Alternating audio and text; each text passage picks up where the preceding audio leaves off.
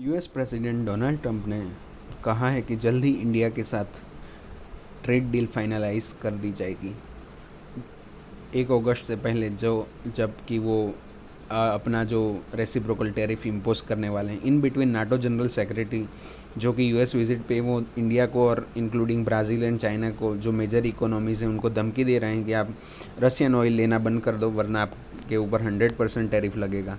और इन सब के बीच हमारे विदेश मंत्री एस जयशंकर चाइना विजिट पे हैं, जो SCO समिट में भाग ले रहे हैं। तो नमस्कार मित्रों, आप देखना चालू कर चुके हैं current scenarios in global politics as from India's perspective.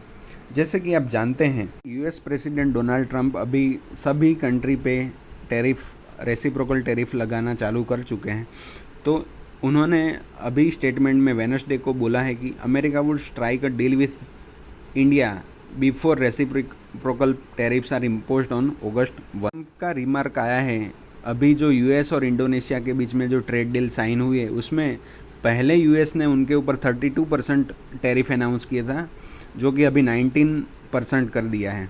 ये है नाटो के जनरल सेक्रेटरी मार्क रूट, जो कि नाटो के जनरल सेक्रेटरी हैं। वो अभी यूएस विजिट में है और उन्होंने यूएस कांग्रेस में सेनेटर्स के साथ मीटिंग के बाद ये बोला है कि अगर ये जो इंडिया, चाइना और ब्राज़ील जो कि मेजर इकोनॉमीज़ हैं, वो अगर 100% जो अगर डील मतलब नहीं बता रहे हैं कि अगर ये लोग रसिया से ऑयल इंपोर्ट करना बंद नहीं करेंगे तो उनके ऊपर 100% टैरिफ लगेगा। और वो धमकी दे रहे हैं कि अगर पीस डील 50 दिन में हो जाए तो कोई दिक्कत नहीं है रसिया के साथ। अगर नहीं हो रहे उसके बाद भी वो लोग कंटिन्यू रखते हैं तो उन पे हैवी टैरिफ लगेगा। तो ये धमकी दी जा रही है इंडिया को।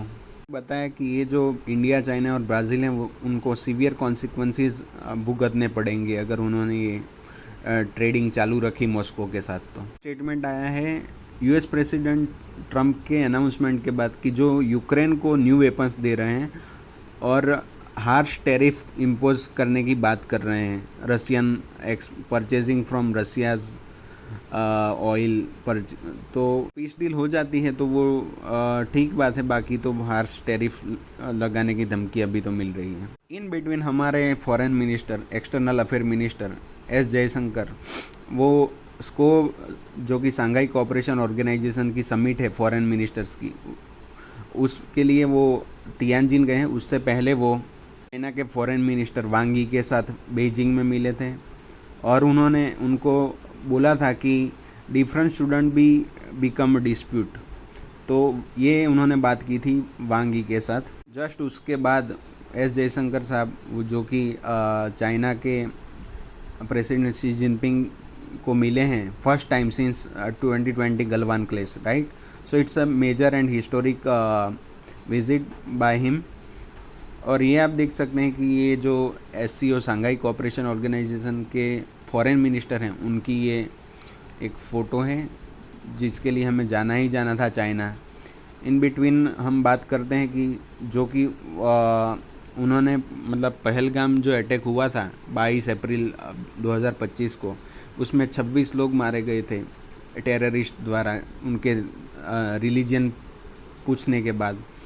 तो उन्होंने ये एम्फेसिस किया है वहाँ पे, ये फॉरेन मिनिस्टर की जो मीटिंग थी, और बोला है कि ये रिलीजियसली डिवाइड करने का काम कर रहे हैं टेररिस्ट अभी। अब ऑपोजिशन की बात करें, इंडियन ऑपोजिशन, जो कि ये एस जयशंकर को बोल रहे हैं कि आप